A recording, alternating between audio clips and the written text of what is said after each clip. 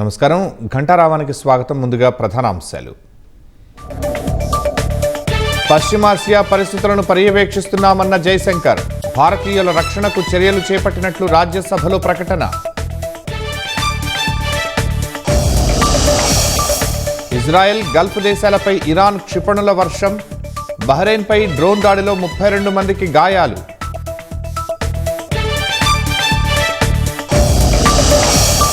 తూర్పు పసిఫిక్ సముద్రంలో డ్రగ్స్ తరలిస్తున్న బోటుపై దాడి. 6 నార్కో ఉగ్రవాదులు మృతి చెందారన్న అమెరికా సైన్యం.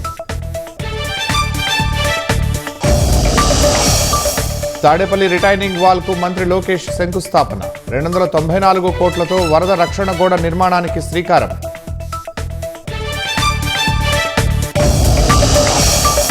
పోలవరం, కాకినాడ జిల్లాల సరిహద్దుల్లో హడలెత్తిస్తున్న పెద్ద పులి.